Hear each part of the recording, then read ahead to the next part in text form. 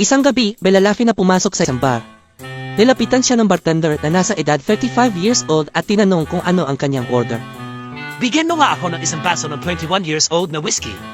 Kahit anong brand, okay lang sa akin. Sabi ng lalaki. Pagdating ng whiskey, uminom siya ng isang lagop nito, ngunit agad niya itong idinura. Pwey! 21 years old na whiskey ang in-order ko. 18 years old lang itong binigay mo. Niloloko mo yata ako, hindi ko ito babayaran. Umorder ulit ang lalaki ng ibang inumin. Bigyan mo na lang ako ng 12 years old na wine, kahit anong brand. Sumunod agad ang bartender, ngunit nang tikman ng lalaki ang wine, idinura niya din ito. Pwey! Ito ay 10 years old lang, 12 years old ang in-order ko. Hindi ko rin ito babayaran. Namula sa galit ang bartender dahil sa karugantehan ng lalaki.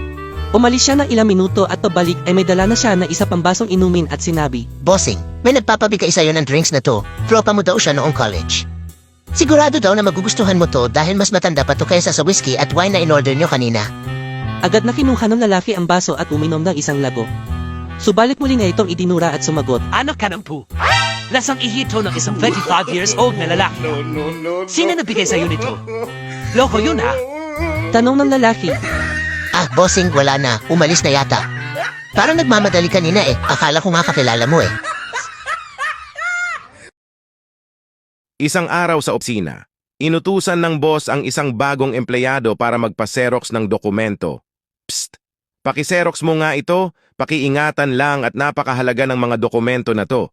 Agad na sumunod ang empleyado, kinuha ang mga dokumento at saka naglakad papunta sa isang machine. Matagal na nakatayo ang empleyado, pinag-iisipan kung paano paganahin ang machine na yon. Dahil baguhan lang sa company, medyo litong-lito pa ito kung paano mag-operate ng mga gamit sa opisina. Napansin siya ng isang veteranong empleyado at tinanong, Veteranong empleyado, ayos ka lang ba? Bagong empleyado, sir, tinatry ko kasing paganahin ito. Veteranong empleyado, kinuha agad ang bungkos ng mga papel mula sa kamay ng bagong empleyado at pinadaan ito sa machine. Bagong empleyado, ay salamat ng marami sir, pero teka sir, saan ko makukuha ang mga copy ng mga dokumentong yan? Veteranong empleyado, anong mga copy ang pinagsasabi mo dyan? Paper shredder machine ito? Sa isang mall, may tanga na pumasok sa isang appliance center. Tanga, Miss, gusto kong bilhin yung TV na yon. Sales lady, sorry, hindi ako nagbebenta sa tanga. Nagtaka yung tanga kung panong na lamang tanga siya. Kinabukasan, nagsuot ang tanga ng kurbata, shades, Americana, slacks, at nagdala pa ng laptop. Tanga, Miss, gusto ko ngang bilhin yung TV. Yun. Sales lady, hindi nga ako nagbebenta sa tanga. Tanga, teka, paano mo ba nasasabi na tanga ako? Sales lady, microwave kasi yan. Tanga. May 85 taong gulang na lalaki na nagtungo sa doktor. Kitang-kita ang pag-aalala sa kanyang mukha. Doktor, panimula niya, may kailangan akong itanong sa iyo.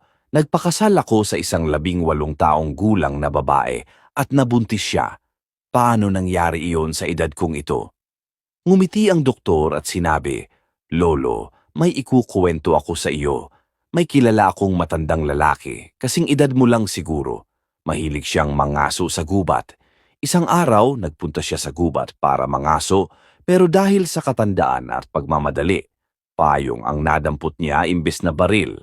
Nang makita niya ang usa, itinaas niya ang payong, itinutok sa usa at sinabing, Pow, pow, pow, pow, pow. At biglang bumagsak ang usa patay.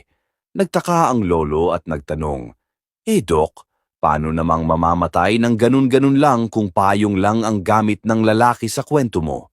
Sa tingin ko, Dok, may iba pang tumira sa usa. Ngumiti ng pailalim ang doktor at sinabi, Exactly, my point. I heard a rumor through the grapevine so bold. Lawrence Lim got a million stories untold. From green jokes, conspiracies, and edits with flair. You gotta follow him, baby, if you dare.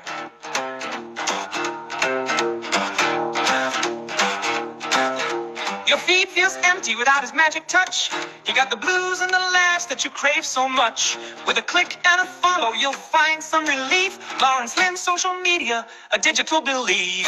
Click, subscribe, don't miss a trick. Now, hey, leave your worries and come on, click today. Lawrence Lim's got the content right in line. Follow him now.